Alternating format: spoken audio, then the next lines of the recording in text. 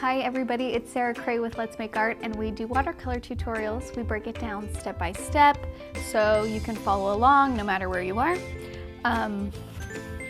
physically and on your journey. You can be anywhere in the world. Yeah. Emotionally, mentally, instructionally.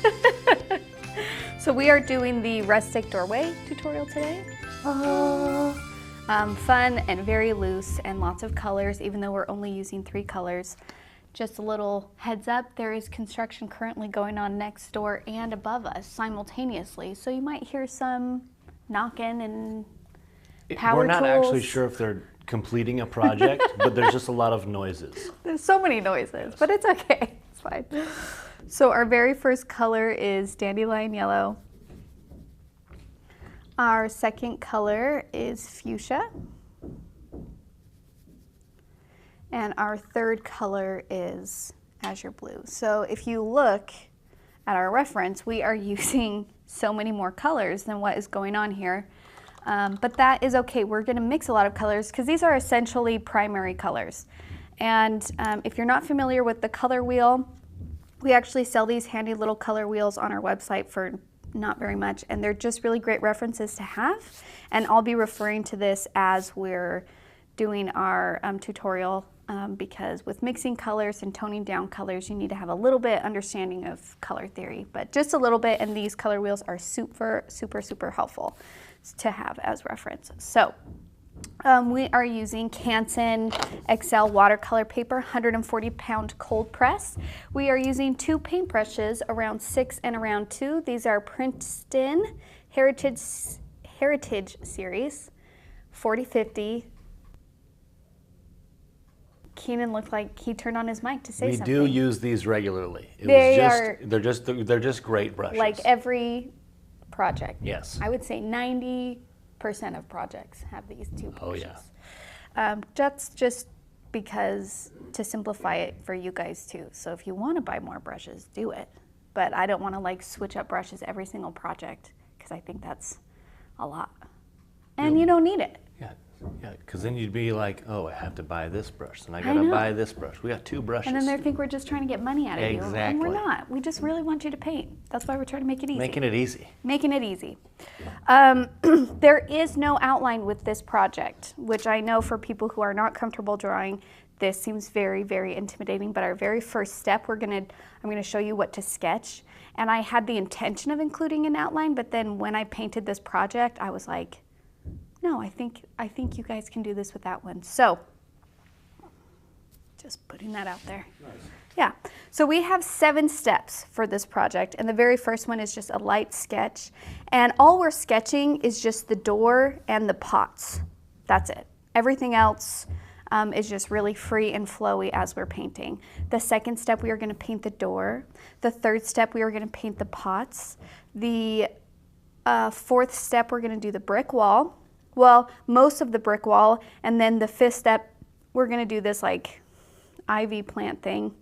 You know how plants grow on walls sometimes. I don't know which plants they are. Just straight from the left side. I can't Not tell you from the the name. ground first. Sometimes they have flowers. Yeah, it's just a snapshot. It's a giant green wall. It's great. It's old. And then 6, we're gonna finish off the bricks. 7, we are going to do details. So we're going to put in the shadow on the door handles and hinges, the ground, and then, wait, that was step 7, that's it. That's all of them. Do you remember when I first started and I didn't know what details were at all? And you're like, Keenan, what do you think the next step is? I was like, And I'm like, 6. I'm like, it's the same. It's the same, It's the same last step in every single project. Okay, let me grab a pencil.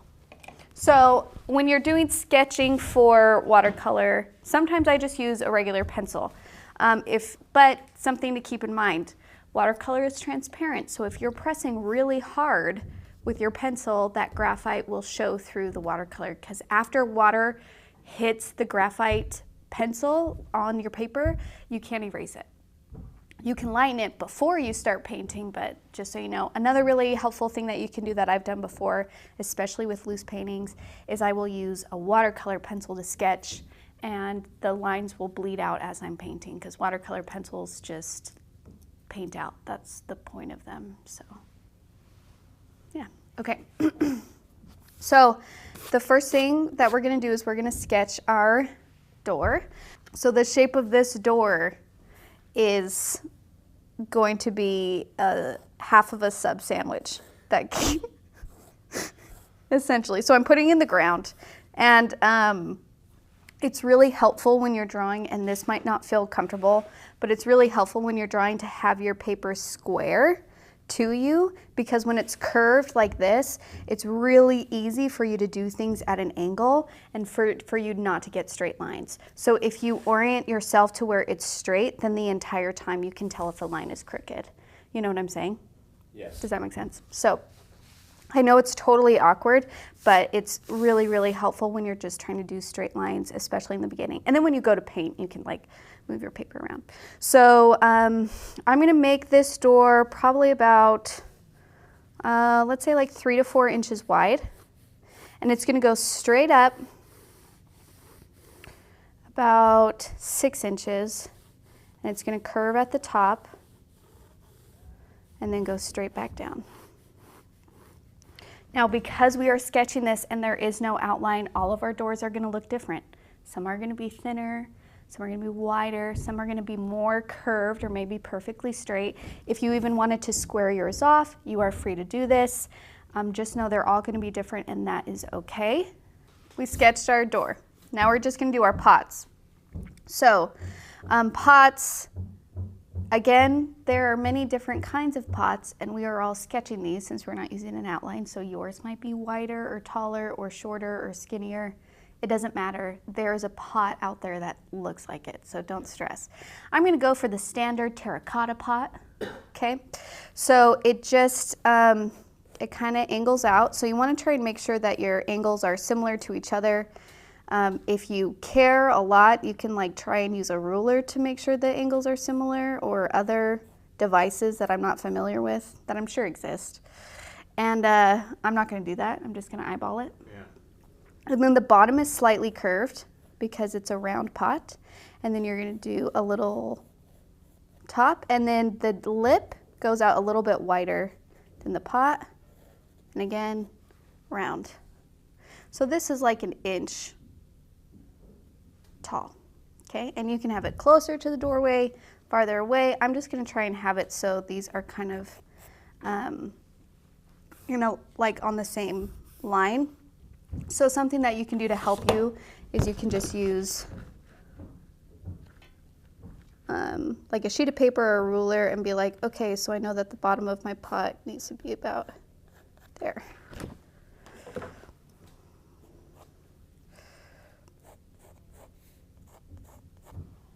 Okay. Again, they're not going to be exactly the same because it's really, really hard to make things exactly the same, even if you're the one drawing it, even if you have tools. So just give yourself a little bit of grace. And that's all we're going to sketch. That's it. This is why I didn't include an outline, because when I made this project, I'm like, oh. That's so nice. Yeah, it's just a few little sketches. Yeah. And also, I want to get you guys used to sketching and drawing. It is a very scary thing, but if we can just break it down the same way that we do painting, I feel very confidently that you guys can draw and sketch also. So, all right, on to step 2. We're going to paint our door. So, I'm going to use my round stick since this is a pretty large area. I'm going to grab some azure. If you want to use just straight azure, you absolutely can. But of course, you know me, I love that like slightly turquoise color, so I'm gonna grab just a little bit of yellow. Mix in some water to lighten it up. And I'm just going to, so when you're filling in large spaces, you wanna use a more horizontal hold with your brush and use the full belly of your brush to get a thicker stroke.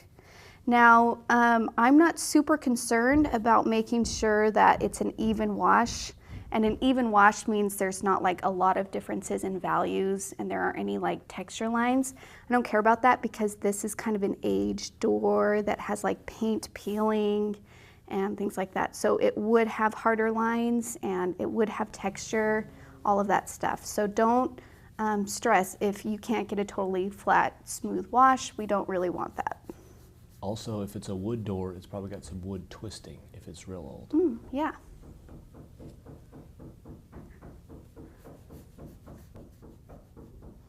Come in.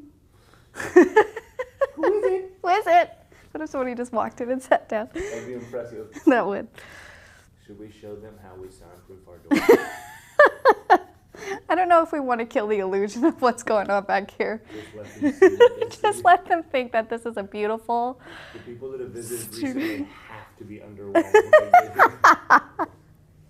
Like, do you want to see where we filmed? They're like, sure. And then I lead them in the back. They're like, oh. Oh, you live here. Oh, this is... We have There's a pizza fridge. boxes. Yeah. A microwave. Okay, so you can see I'm getting blooms. I'm leaving those and I'm loving them.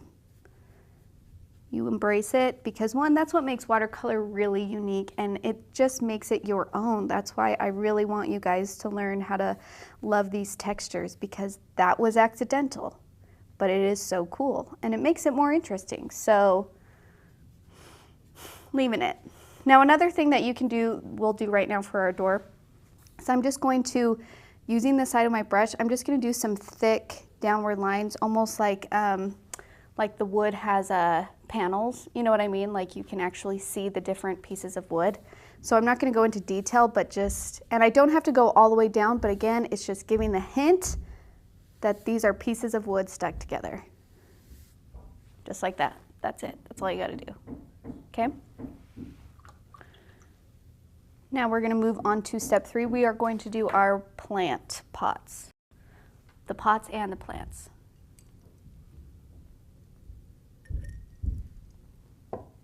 Brought to you by Ball Jars. Actually, is this Ball Jars? I think every jar is made by Ball. Please sponsor us, Ball Jars. That'd be great. That would be great. I 'Cause use them that's for everything. A classy look for holding brushes, beverages. If you go to our and store, food canning. all of our brushes are held by Ball Jars. Yeah. Our water cups are Ball Jars. Well, besides the plastic ones we also use. Those are new. I drink from them. Clean ones. Yeah, well, not the same ones that hold the brushes. Or the paint water. Yeah, that too. Okay, so, and this is where we're gonna do a little bit of color mixing because we gotta get that terracotta color. So terracotta is like red, orange, brownish color, okay? We don't have any of those colors in our palette, but we have the primary colors so we can mix just about anything we need to mix. So the first thing I'm gonna do is I'm gonna mix orange. So that's gonna be yellow and this fuchsia. Okay, so that's a pretty decent orange. If we want to brown it a little bit, and this is where your color wheel comes in handy, whatever is across from your color on the color wheel is its complement, which means if you mix them together, it will desaturate the color, turning it brown or gray. So orange, across from orange is blue, and we even have this really cool like spinny thing, so add blue to it and this is the color you're going to get, okay? So I'm gonna grab a little bit of blue. Now of course it depends on the type of colors which will inform this. So like there are blues and then there are warm blues and there are cool blues, and that's the same for every single color. There are cool purples or warm purples, and depending on what the temperature of the colors are will inform the color while it's mixing. Does that make sense? So it's not like any orange with any blue will always make this gray color. That is not true. It really depends on the type. Now this blue has a little bit of green in it, and I feel like when I mix my blue in here, it is gonna have a green tint to it. So I'm mixing it and you can see it's kind of turning green, okay? But the opposite of green is red or fuchsia, so I'm gonna mix fuchsia in there. So now I have this brownish color, which is great to have, but I lost my orange, so I'm gonna mix another orange.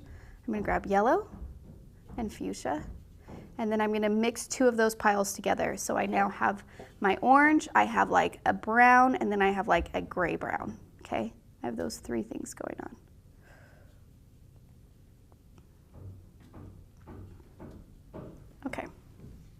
So I'm gonna use mainly the orange color for my plant here. And if it's coming out too brown, I probably just had some blue left on my brush, so I can just see if I can mix a brighter orange. There we go. There we go. Okay.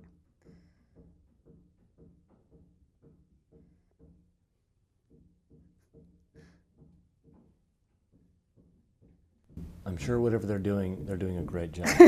It sounds like they're doing awesome. Now I grabbed a little bit extra fuchsia and I'm doing a wash over it to just give it a more red feel. Yeah, there we go. And then I'm going to do the top lip.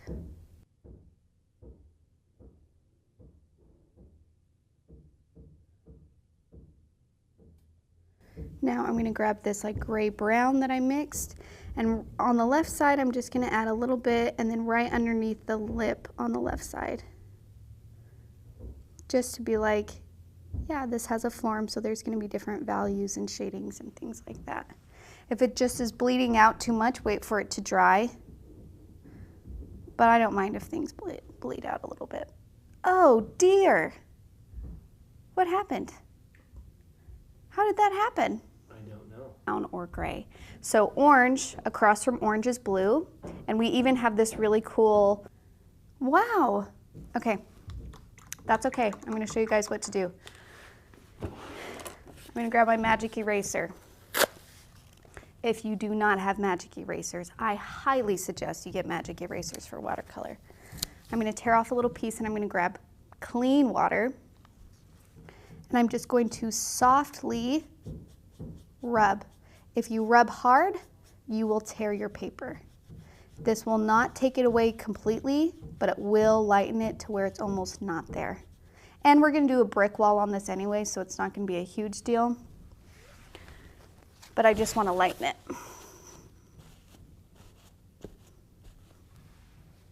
Okay, that's good.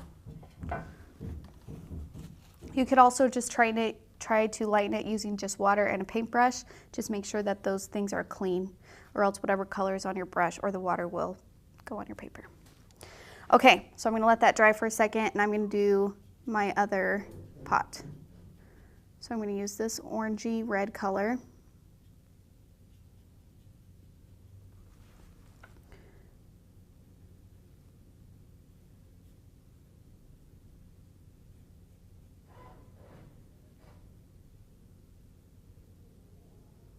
If you want to leave a little thin white line between the lip of the pot and the body of the pot, you can.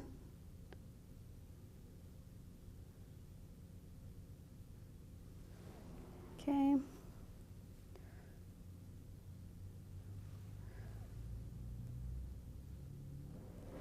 now I'm going to grab this brown, just on the left side, little shadow. Not super detailed. Again, this is loose. It's gonna do its own thing. It's gonna bleed places. That's okay. We're really embracing that with this project. If you wanna do a little bit of a highlight, I just grabbed yellow and put it in while it's still wet. You don't have to do that though. This is your painting. Maybe you don't like that hint of yellow. Okay. Now we're gonna do the plant part. Now, the thing you just have to keep in mind with plants is, like, I know it's in our brains to want to paint things super detailed, and we're like, oh, well, plants have stems and leaves, and so I need to draw each leaf individually. But when things are small and they're far away and there's a bunch gathered together, they actually form like a single mass. And so, and also this is more of a illustrative style. It's very loose, so we're not getting too detailed.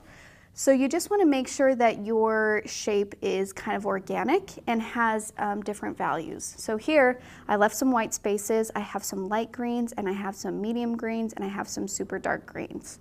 So first thing we're going to do is we're going to mix our green, and mixing green is just yellow and blue. So I'm going to grab some yellow, and I'm going to grab some blue, and I'm going to need more yellow because that's a very blue green. So I have a good green here. If I want to desaturate the green, I'm going to add its complement, which is red or fuchsia. Fuchsia is acting as our red. So there's a desaturated green, okay?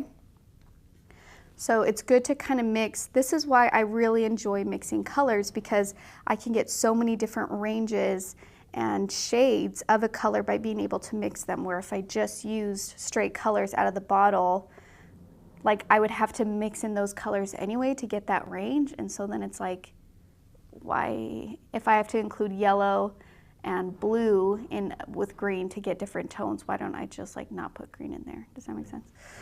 Okay, so I got my green. I'm gonna mix in a little bit of this desaturated green. And what I'm gonna do is just taking my round 6, I'm just gonna do like bushy, like roundish, organic shapes with spaces in between. And then there's no rhyme or reason to it. You can decide how tall or bushy you want it to be. Maybe it's really wide, but just that. And then taking just a clean brush, I'm gonna just spread some of it around. Now I'm not just doing it across the entire thing because I want to leave some spaces of white in there. And then when it's still wet, I'm going to drop in some strong green as well, because you're just going to get some really cool darker values and some textures in there.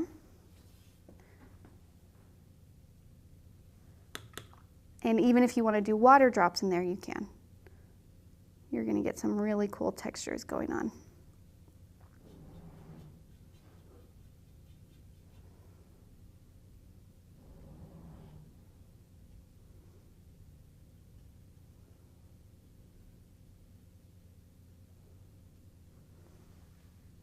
Okay, and then we're going to move on to the other one. Same thing, grab some green, do some roundish, just marks. I'm not specifically making any shapes, but I do know that this is an organic shape, which is usually more rounded. And so that's all I'm going for, is kind of more rounded, just marks. Then I'm rinsing my brush, using water to kind of spread it around to get different values, but I'm lifting up my brush to leave in some white spaces. Then I'm grabbing green, dropping them in, just letting them move on their own. You cannot control this part, but that is the beauty of it. It's just gonna move and do its own thing. What if instead of pots and plants, yeah, you had small tables and loaves of bread?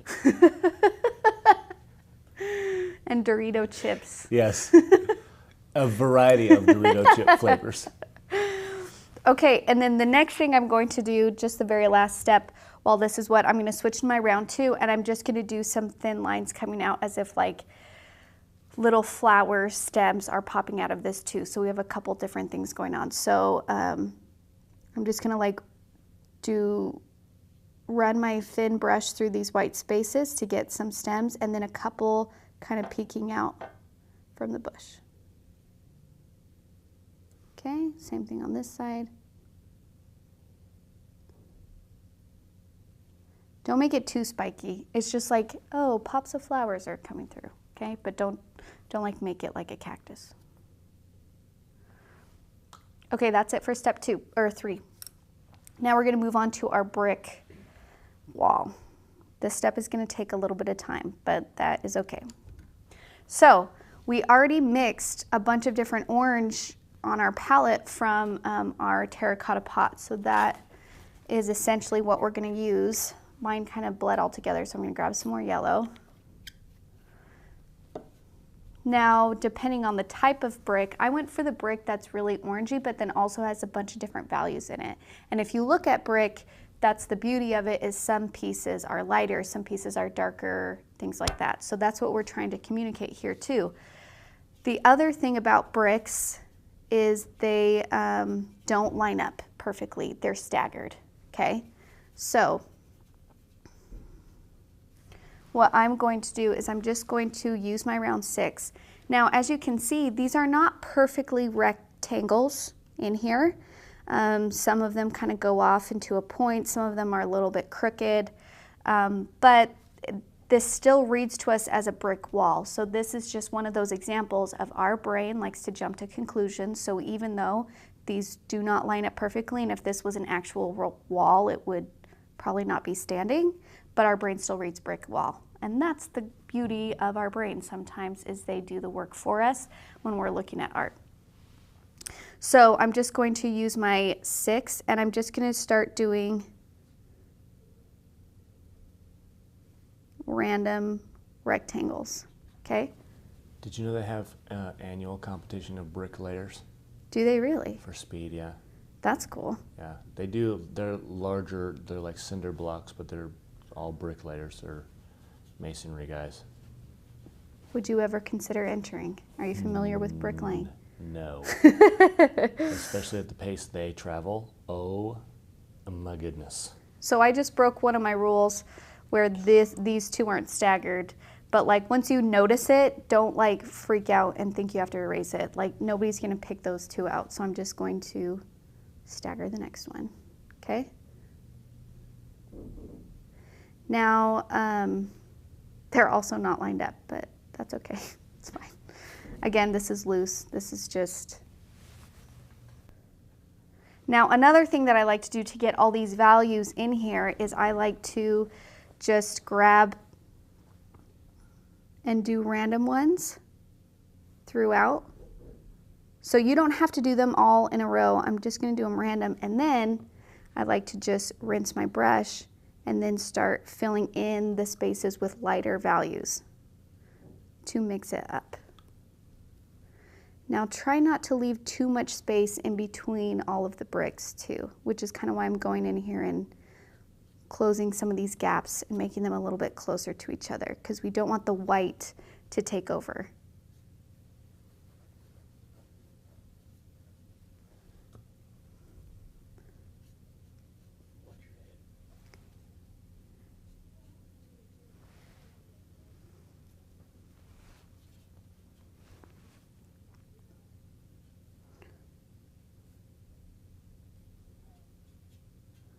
I like these really red ones that I got in there, so I'm going to put a couple more of those. I think they're nice. If you want to square up some of these edges, please feel free to. And just be aware of how wet your plant is. If I touch my brick into this green right now, they will bleed together, and since they're complementary colors, they will make like mud. So try to avoid that area, and then we can go back in and fill it in when your green is dry.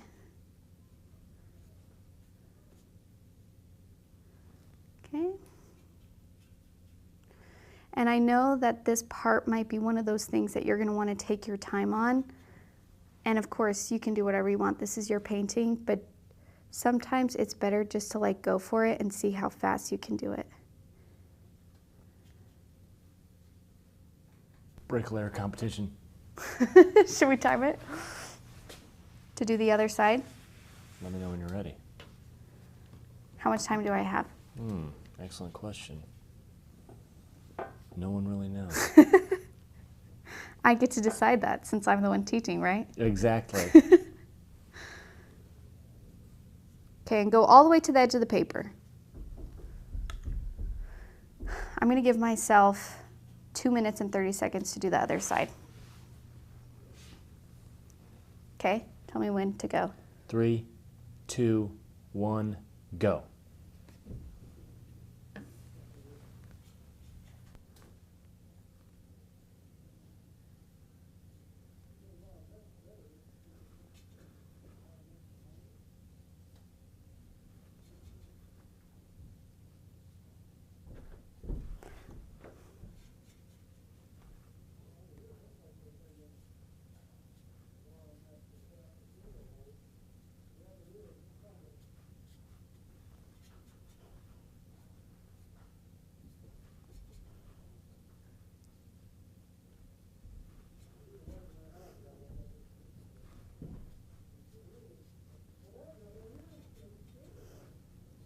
I'm not talking at all because I'm so like, what's my time? 1:38. Oh, That was not that bad. Okay, so then I have my layout of bricks, but they look really far apart. They don't feel like they're totally unified. This is where a damp brush comes in really handy. So I'm just gonna kind of start squaring some of these bricks up and maybe connecting them just a little. I mean, yeah, I'm still leaving some white spaces, but I'm really gonna get this messy.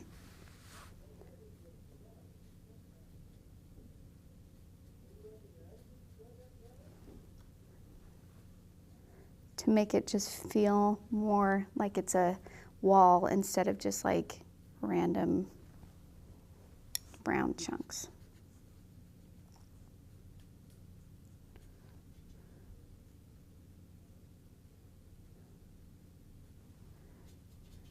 And then say you blended too much together and you're like, oh gosh, now it's just one little mass. Well, let it dry and then go back in with the darker color and redefine some of those rectangles in those spaces.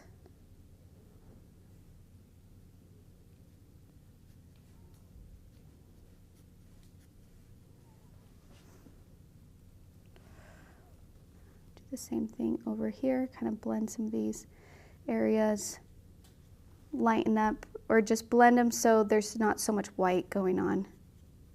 We want some white, we don't want the white to overpower.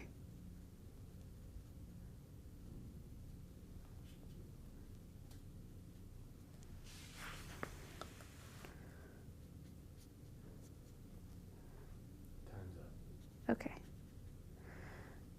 Okay, I got a little zealous with my brick making because if you look in my reference photo, my ivy kind of comes in close to the door. That one, I'm gonna have to move my ivy up just a little bit since I went above the door, and watercolor is transparent, so if I try to paint on top of the brick, you would see through it, and since they're complementary colors, they would turn to mud. So I'm gonna move my ivy to here. Adapt and overcome. Yep. So I'm going to pause for my brick wall, and we are going to do the fifth step, which is put our ivy bush in, and then we'll finish up our brick wall. Okay, so same thing for our ivy that we did for our bushes. We're going to be mixing a dark green. We're going to just do organic shapes. And if it overlaps some of the brick a little bit, that's kind of what we want because that's what we would actually see, but we don't want to just be painting over the brick the whole time because you wouldn't see it very well. Then I'm going to take just water, and I'm actually going to grab a little extra yellow because I liked the warmth that I achieved in this. See how yellow that green is in some of the spaces? I want that. So I'm going to use a yellowish green and water on my brush to start blending some of these areas. Again, leave white spaces, especially because we want to put some flowers in. You can decide how much of this plant you want growing.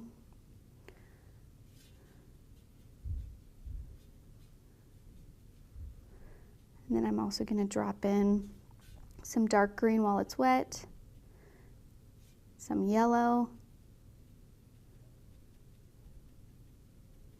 So I'm kind of overlapping my brick a little bit, but you can see this looks way clearer of a plant than like what's going on over here. You know what I mean? So just, you can do it a little bit, but don't try and paint wholly over the brick on the whole thing.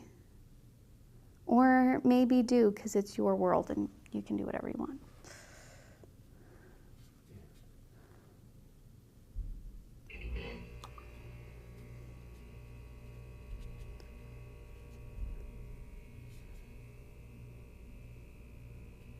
And then it's gonna kind of pitter out. So mine was wider on the left, and then as it went across, it got smaller. Okay. And then I'm going to drop in some just fuchsia for like pops of colors and flowers. I'm gonna do it in the spaces that are white. So I'm just using my round 2 and just putting little pops of color. It might hook onto your green and spread a little bit. It's not the end of the world, just as long as there's that pop of color in some of this. That's what we want.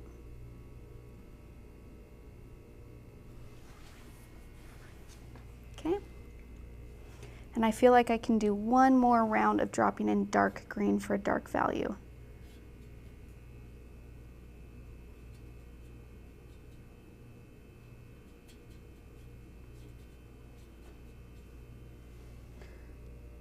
Just want a little bit extra darkness going on.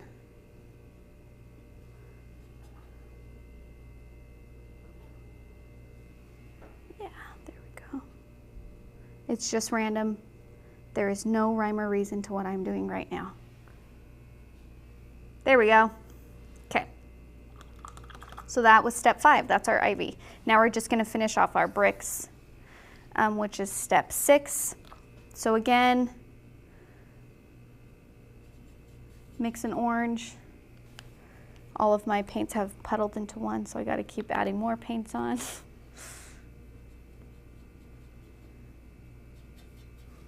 Okay. Now the other thing to be aware of, since we're doing bricks on the right side, the left side, and then taking a break and doing more bricks, you want to try and keep them all similar in size. I mean, not each individual brick, but I mean, like, if these bricks are large over here and then tiny over here, that's going to be obvious. So you just want to stay consistent. So whatever you started with, that's what you're going to go with. Similar to when we did like the hydrangeas, those flowers, where it's like, sometimes you just got to go with whatever you started with. Because if you change it halfway through, that's pretty noticeable.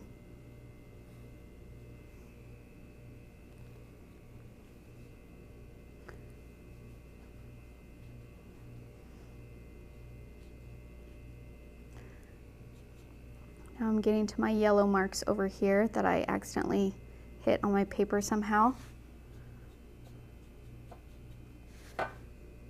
Just covering them up like they never happened. I forgot about them. I didn't even see them. Probably won't when I'm done. Oh, that brick got way funky. Look at that guy. That's like an actual brick red color. It is. That's a good red it's a color brand going new on. brick. Yeah. They were doing construction.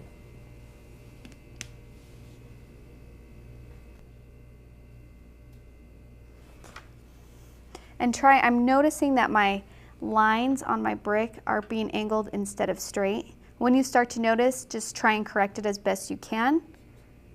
You don't have to redo these. If you want to like try and square up that line a little bit, you can. But, you know, just notice it and then fix it.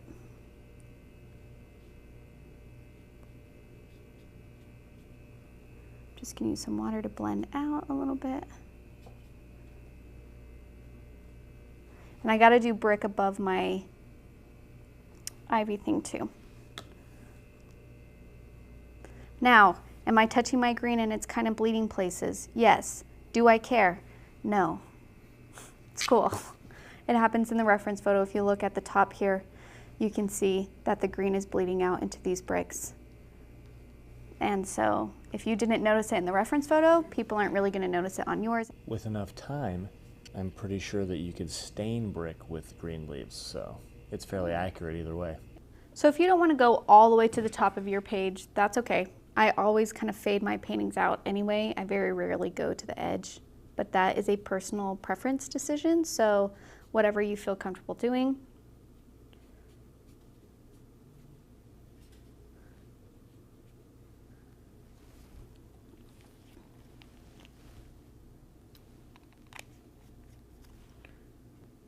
I feel like I need more red up here.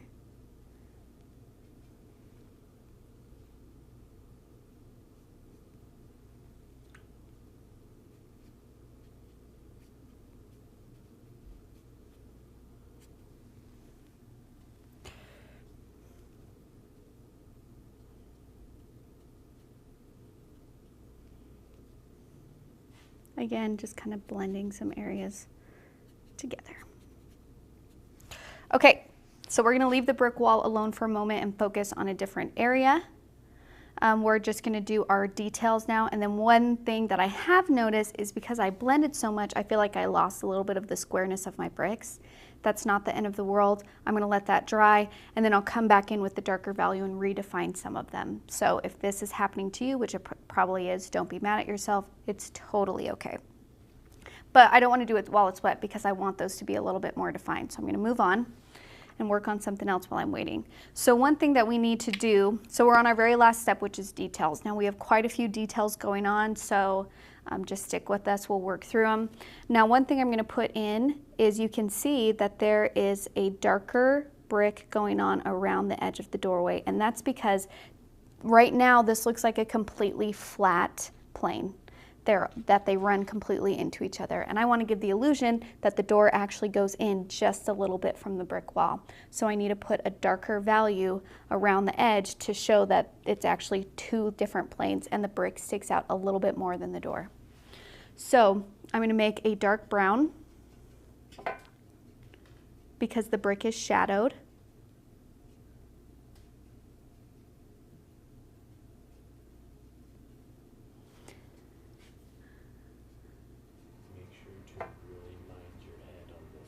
Okay, I'm going to angle myself this way to help with it. So, and this is also an opportunity for you to kind of straighten up your door. I noticed that I went all the way to the blue on the bottom here, but not on the top, which gives the illusion that this line is crooked. So I'm going to take this opportunity to straighten up my door. So I'm just going to kind of go back along where I had my original line, if you can still see it.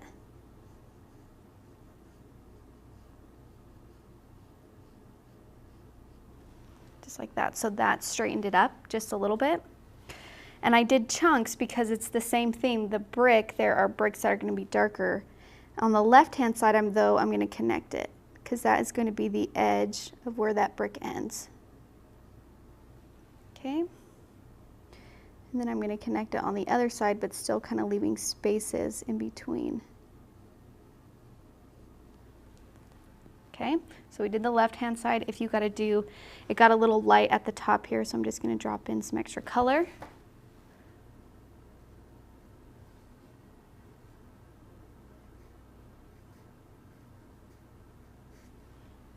Okay, and then keep that going all the way around.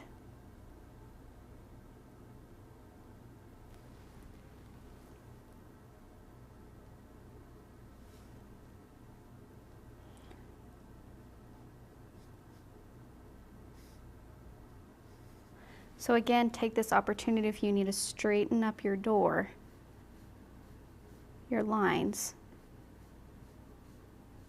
Take advantage of this dark color.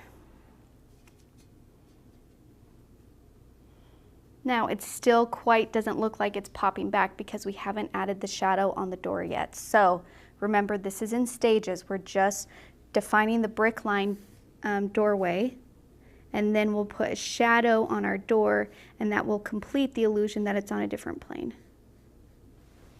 Okay?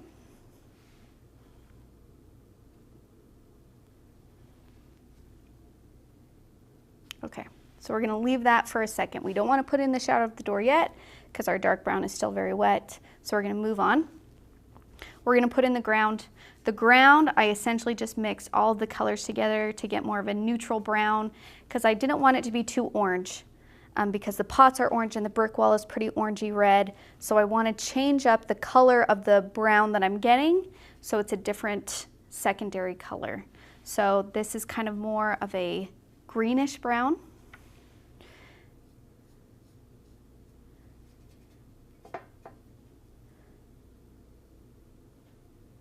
There. It's going to be a little bit darker at the base of the pots. Now if it's too green, add some red and blue in there to neutralize it. And by red I mean fuchsia.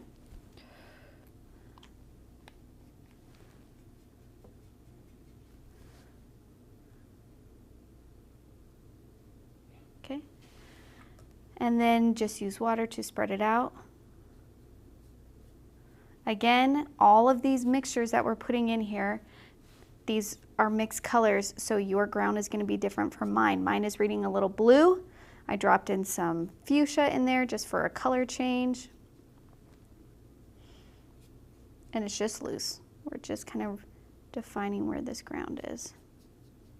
The ground will go a little bit higher to the doorway because the doorway goes in.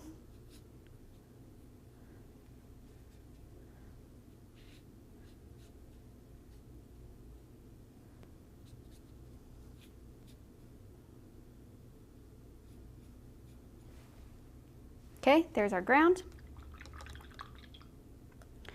Now my doorway is still a little bit wet, so I don't want to put the shadows in just yet.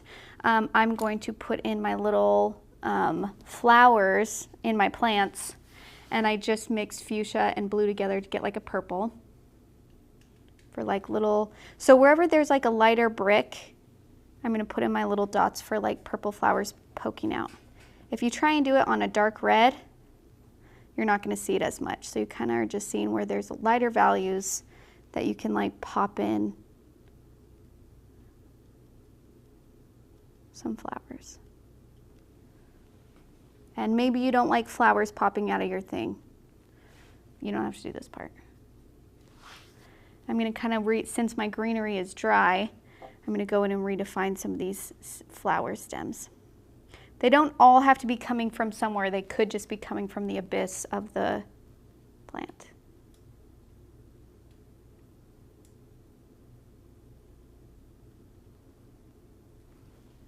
Okay.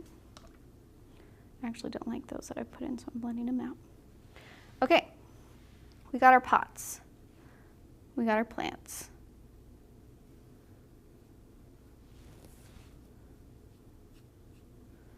Now, I'm going to go in and redefine some of my bricks while I'm still waiting for my door to dry. I'm just going to make sure the color is a little bit more dark.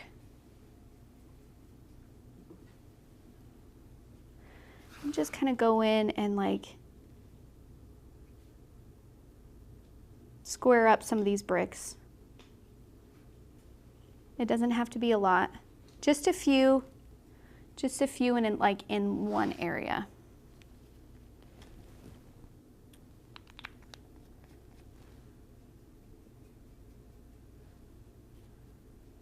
And again, you want to make sure your paper is square to you so you can make sure that your lines are straight.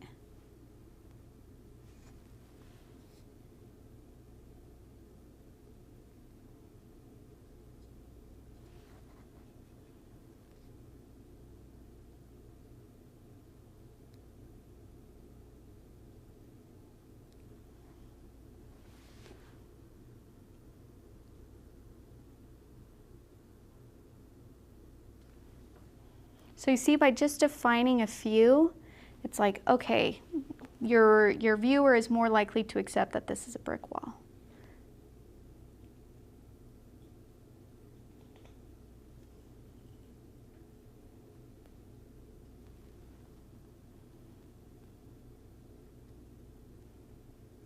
That does change it. Doesn't it? Yeah. Isn't that interesting? That is very interesting. So don't feel like your painting is lost if your bricks got a little bit too crazy like mine did. You can always go back in, put some detailed areas in, and then it's like, oh, I can totally see what's going on now. Okay. Initially, it looked like some clay had just been slapped up there in different colors, you know? Yeah. Yeah, I think I got a little too crazy with my blending than when I did the original, which just shows you that I don't do it perfect every single time, and that's okay. And also, it is really, really hard to do the exact same painting twice and have it come out the same. Like, really hard. So don't leave that expectation up to yourself too. And know that that's sometimes a good thing, because then you're like, if you do this one painting and you don't love how it turned out, you can do it again and it could be way better. Or a little bit more wonky in my case, but that's okay. That's just part of it.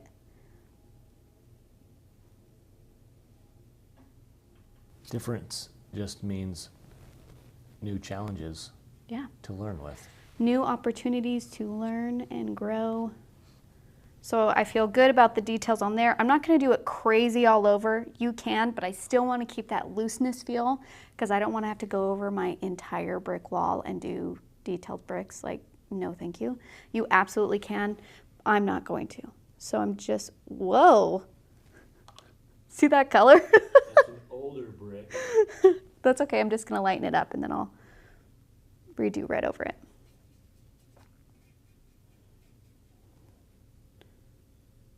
There we go.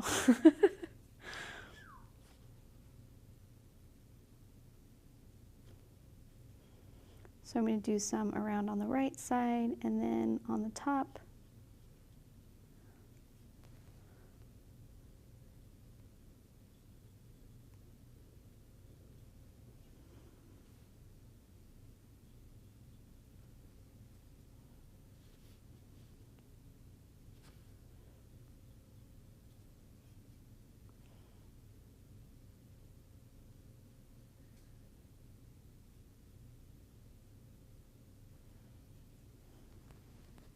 There we go, that's feeling, and then maybe a few up here at the top where it got really, really loose with my ivy.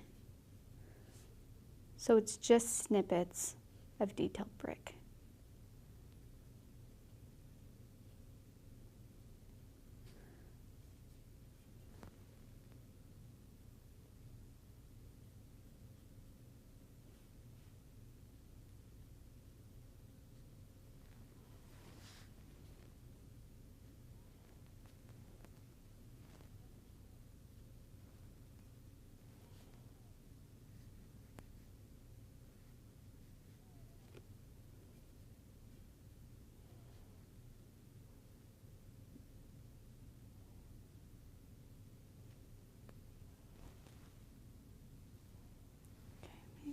Just a little bit more.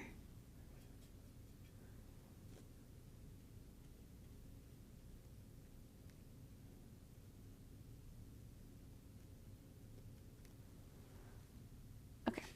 So much concentration. That feels better. Okay, now I'm going to put in my shadow on my door to really push it back. Right now it's still, even though we put that brick shadow in, it still feels the same, and that's because this is a lighter value and we need to put that shadow on that door to push it back. So I'm going to grab blue. I'm going to mix it with a little bit of green and a little bit of fuchsia to make it like a dirty, desaturated blue turquoise color.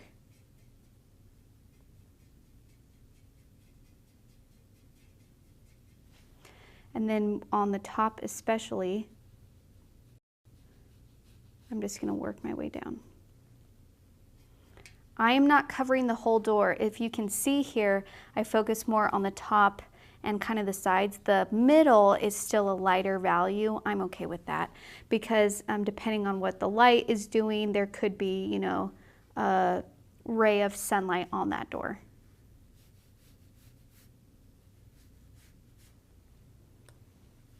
And I'm going to try and do these thick chunks similar to what we did when we first painted our door to make it feel like there are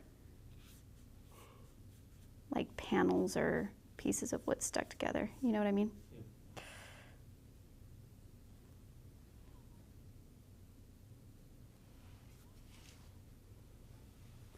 So you see how that putting that dark value in is pushing that door back a little bit? It's always, this is like my favorite part when near the end, I guess, because either you're doing something that makes it pop off the page or sink into the page, and it's just my favorite part. Yeah. And I'm going to make sure that the top has a little bit darker value because that's actually where it's going to be shadowed the most, right at that top.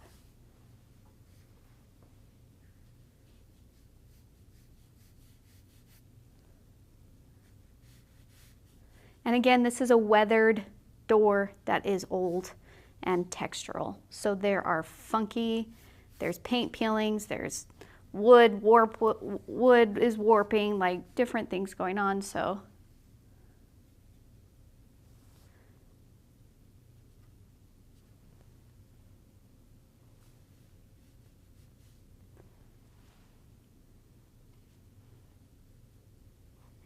It's nice and dark. Don't you kind of want to build a miniature version of this, like out of real wood now? Doesn't that sound fun? No. But you can. Sounds really fun. Put a little bit more shadow in on the right-hand side here.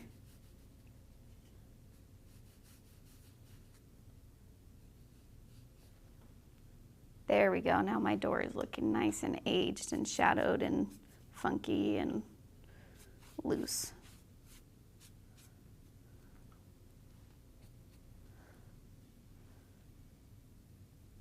Okay. And then we gotta wait for that to dry, and we will put in our hinges and our door handle. So this is a time we gotta wait for it to dry. You can just like walk away. That might be better. For me, I'm noticing that my little shadows on my plants kind of like totally blended out. So you can put those in while it's dry now. Just little swooshes, darker value. I think the one on the right looks awesome.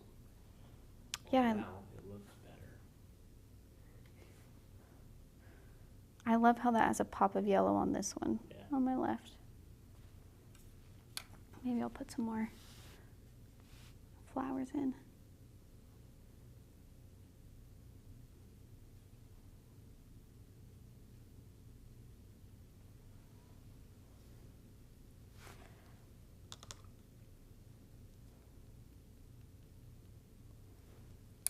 Gotta wait for it to dry. Okay, we gotta just put in our hinges and our door handle. Are these accurate to how a door would work or the correct hinges or handle? I don't know. I don't do research before I do things sometimes, and I just paint. That's the beauty of it. You can make it up. I'm gonna say yes. I'm gonna say if you're the type of person that knows a lot about hinges and handles and when, you know, it's appropriate to use which one depending on the door, which I'm sure somebody's gotta know that knowledge, you can use it to your advantage. Yeah. Or if you're like me and like, I don't know anything about hinges and handles and appropriate ones for which ones, Yeah. you can just make it up because you're the artist and this is your world. And since you mentioned that, the door handle does kind of look like a giant keyhole. I was envisioning one of those that have like a knocker, like a pull. Oh, okay. But yeah. it's a solid piece. It's Yeah, not that's like something okay. you put your hand through. So the small round put is solid, and then that hanging part is what you pull on. Is what you pull it on to open. Oh, that's cool. That'd be an interesting door handle. Does that handle actually exist? Does now. It does in this painting. So just near the top, I'm going to put a little hinge in. I mixed all of the colors together to get this super dark. I guess it's like a dark green actually, but just as long as it's a super dark value, it's going to read as black on your painting. So like, don't freak out. And it's just going to have one of those points at the end. Are there hinges like this? Yes. Yes, Keenan, thank you. Yes, there are. We're going to do 2 of those. Is that standard for a door? Yes and no. I think there's usually actually 3. Yeah, depending on how heavy the door is, they might have more hinges. But it's an old door. It's an They didn't old, know anything back solid wood door. It's probably Yeah. really light. then. Yes. There are. Like 1/4 inch thick door hinges for heavy wooden doors. So 2 of them would probably do just fine. Yeah, and this was a long time ago. Yeah, they might be longer onto the door. I feel like but we've learned a lot since then about doors. hinges and doors. Yeah, who makes a Subway sandwich shaped door anyway? And then I'm going to do a handle just kind of in the middle. Again, I did like a round knob that is stationary. And then this is the solid handle that you pull. Does that look like a giant keyhole? Yes, it does. Do you want to change it to your own door handle shape? You absolutely can, because this is your painting and you are the decider of all of the things as the artist. This is a world that you're making. You are the key that unlocks this door. And that's it. That was our very last thing. So good job. There were a lot of steps to this project, and also very loose. I did not give you guys an outline. We went crazy on the brick wall, but I think it's really, really valuable for you guys to paint loose and then see little tricks that you can do to kind of give it enough detail that you can tell what is going on.